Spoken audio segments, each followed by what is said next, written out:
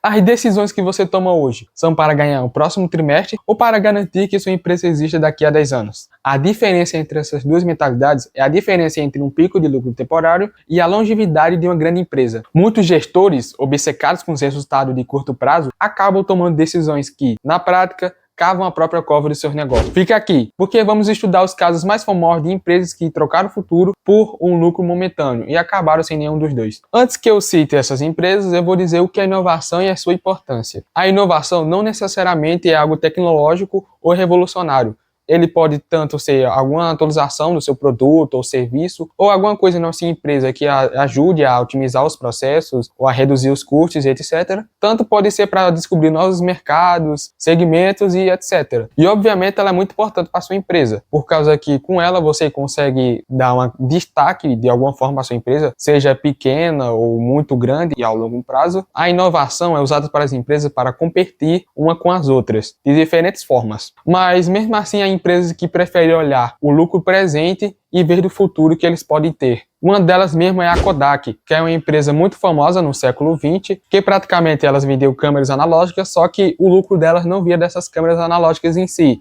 desses rolos de filmes que elas vendiam e também das revelações dessas fotos, porque precisava desses rolos de filmes para tirar fotos e revelar também, obviamente. A margem de lucro desses dois itens que eles vendiam era muito maior do que a própria câmera analógica. Praticamente a maior parte da receita deles vinha desses dois itens, em vez de outras coisas. Só que em 1975, nos laboratórios da Kodak, teve um engenheiro chamado Steve Sanson que criou a primeira câmera digital da história. Só que a Kodak ela não investiu muito bem nessa câmera digital. Ela preferiu ficar com os antigos, os analógicos, porque ela sabia que mais de lucro deles vinha da venda desses rolos de filmes e da revelação dessas fotos. Só que a câmera digital seria diferente, porque ela não usa o rolo de filmes e não precisa revelar suas fotos. A Kodak estava com medo que ocorresse a canibalização corporativa, que é quando um produto meio que mata os lucros dos outros. Ele come seus próprios lucros de alguma forma. A Kodak estava com medo que isso acontecesse com as câmeras digitais. O que aconteceu é que eles não investiram nas câmeras digitais e ficaram com as analógicas, por causa desse medo que eles tinham. O que aconteceu é que empresas que não tinham esse medo, como por exemplo a Sony, ela investiu pesado nessas câmeras digitais e com o passar do tempo foi se popularizando, tendo uma crescente alta nos anos 2000, mas o que aconteceu com a Kodak foi que ao passar do tempo a câmera analógica elas foi perdendo forças, justamente pelo rápido crescimento dessas câmeras digitais. Mas a Kodak, depois do tempo, ela tentou investir nesse mercado de câmeras digitais. Só que já estava muito tarde, ela demorou muito para fazer isso. Ela preferiu ter o lucro presente, em vez de investir nesses mercados inovadores. Aconteceu que em 2012 a Kodak veio a falir, justamente por ela ter perdendo espaço no mercado, por causa que ela não conseguia investir bem em novos mercados e etc. Mesmo que a Kodak existe hoje em dia, ela nunca vai ser a mesma. Outra empresa que eu posso citar aqui é a Blockbuster. A Blockbuster ela era muito famosa na década de 80 e 90 e teve o seu auge nos anos 2000, com mais de 9 mil locadores ao redor dos Estados Unidos. Ela dava a possibilidade de alugar principalmente filmes, só que a margem de lucro deles não vinha de alugar esses filmes, e sim da multa de atraso. Muitos clientes da Blockbuster reclamavam dessa multa de atraso, mas uma startup que foi criada em 1988, que possibilitava alugar os filmes pela internet e entrega pelo correio, chamada Netflix. A Netflix nessa época era conhecida por queimar muito dinheiro, como ela era iniciativa e tinha alguns problemas que aconteciam nessa entrega de DVDs e etc, porque eles eram muito iniciantes. Aconteceu que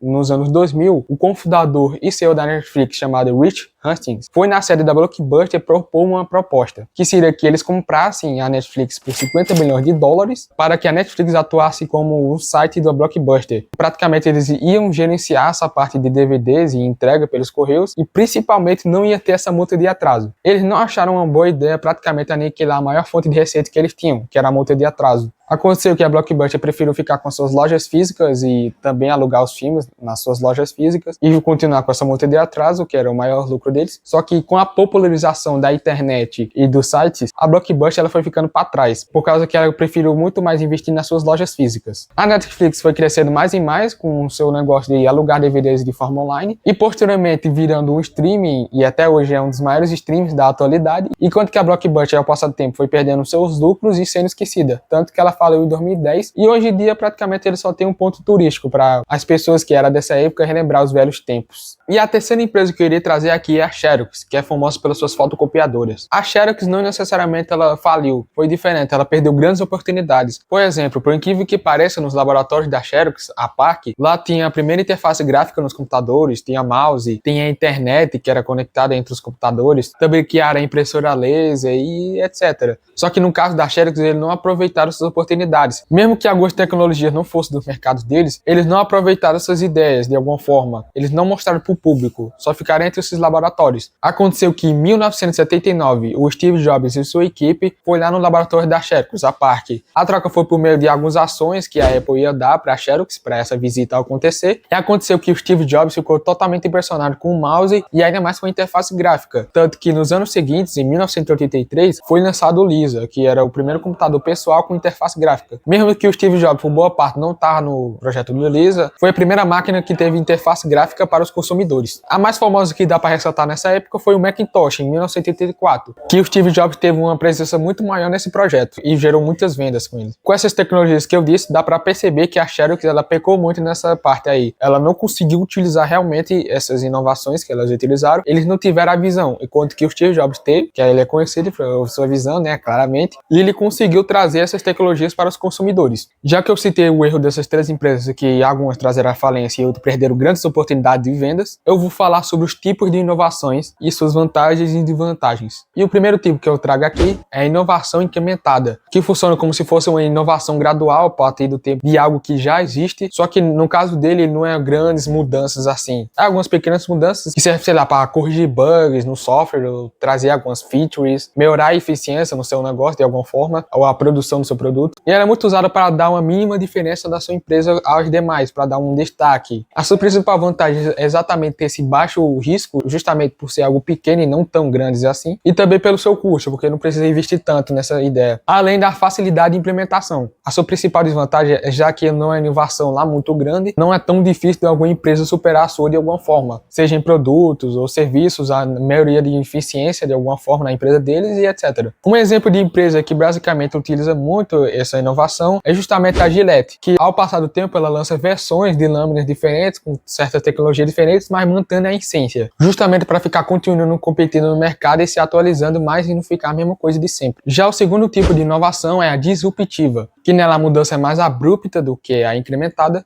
Geralmente é usado em novos mercados ou grandes empresas não dão importância para esse mercado por alguma razão. Geralmente são startups que têm o objetivo de deixar algo mais acessível e fácil para os consumidores. Eles atacam a base da pirâmide para aquelas pessoas que não têm muito dinheiro ou conhecimento ou para aqueles entusiastas. Isso dá para trazer um paralelo da lei da difusão e da inovação do comércio pelo porquê, que tem alguns vídeos dizendo aqui sobre esse livro, que praticamente são grupos sociais que quanto mais à esquerda eles adquirem mais facilmente novas ideias, produtos e etc. E quanto mais as esquerdas são mais conservadores. Eles tendem a não adquirir muito bem as novas ideias sem alguma prova social, ou só depois de muito tempo que eles começam a usar, que são os retardatários. Na inovação disruptiva, é justamente atacando os inovadores e os adotores iniciais, que são os dois primeiros grupos sociais, que justamente eles são mais fáceis de adquirir novas ideias e etc. Além de que no começo são considerados piores por causa dos seus serviços ou produtos sendo piores do que grandes empresas. Eles atacam a base da pirâmide para ter o ponto de virada. Porque justamente os adotores iniciais e os inovadores utilizaram os produtos dessa empresa e tal, vai ter o ponto de virada, que é trazer esse produto para a maioria, que seria 64%. Por causa que essa maioria, a maioria inicial e a maioria tarde, eles precisam de prova social. Por isso que é muito importante você começar pelos adotores iniciais e pelos inovadores. Uma das suas principais vantagens é justamente a inovação ser bem mais visível do que a incrementada, e também ser algo difícil de ser superado. Já a sua principal desvantagem é justamente o seu início. Como é alguma coisa em um novo mercado, ou alguma coisa que as empresas não dão muita importância por alguma razão, acaba que vai para um grupo seleto de pessoas, são poucas pessoas. Talvez no começo não seja muito popular justamente por ser esse grupo seleto, mas geralmente esses grupos seletos são bem mais fiéis a seu produto ou serviço. Só que tem que acontecer um ponto de virada até a maioria. O melhor exemplo que eu posso trazer aqui é a Netflix da época dos DVDs, em que eles possibilitavam alugar esses DVDs de forma online pelos correios. No começo eles eram pior do que os seus concorrentes, como por exemplo a própria Blockbuster, só que ao passar do tempo eles foram melhorando seus serviços, deixando mais otimizado, a entrega mais rápida. Esse foi o começo da Netflix e ela foi começando a ganhar mais mercado do que a própria Blockbuster, que ficava parada no seu lucro presente, enquanto que a Netflix ia inovando cada vez mais até virar um streaming e uma das maiores atualmente. Já o terceiro tipo de inovação é radical. Como está no próprio nome, é uma mudança radical. Geralmente eles criam novos mercados que não existem de alguma forma, ou mudam totalmente algum mercado que eles estão, revolucionam mesmo. Eles popularizam mercados que não eram populares ou não eram vistos e etc. Uma das principais vantagens é justamente dar um valor bem maior para sua empresa, justamente por ser algo radical, criar novos mercados, dar um valor muito grande para sua empresa. Além de ser muito bom para o longo prazo, justamente por causa dessas iniciativas. E dificilmente será superado. Já suas principais desvantagens é o alto risco, justamente por criar novos mercados ou popularizar mercados que não eram vistos e etc. Também tem um alto preço de investimento e necessita de altas pesquisas para ser realizado. Um exemplo que eu posso trazer aqui é o do próprio iPhone, que existia os celulares digitais, só que não eram muito famosos na época, e também teriam os celulares com teclado físico, só que com o iPhone em 2007 eles popularizaram totalmente esse mercado novo, com o sistema do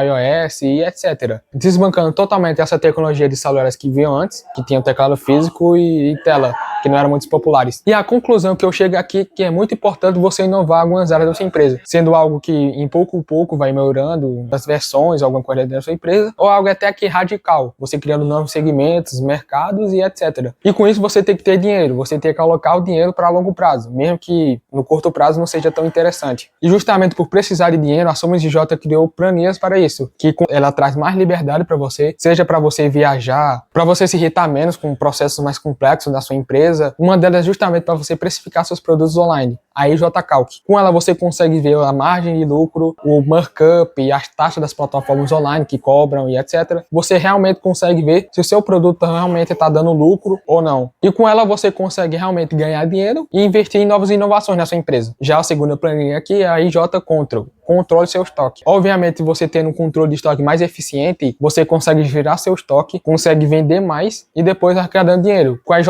Control, você consegue listar os seus produtos, ter o status se precisa comprar mais estoque ou não, o total de dinheiro em preço de venda que tem no seu estoque ou do preço de custo, as categorias, fornecedores de unidade da sua empresa e dos seus produtos. E com essas duas planilhas você consegue precificar corretamente a sua empresa para você ganhar mais dinheiro e também girar seu estoque. Com esse dinheiro você pode inovar em quantos aspectos você precisar na sua empresa e conseguir competir com as outras marcas e etc. Então o vídeo foi esse. Se você gostou, deixa o like. Se quiser também comente alguma coisa. Se você não gostou de alguma coisa, também comente, beleza?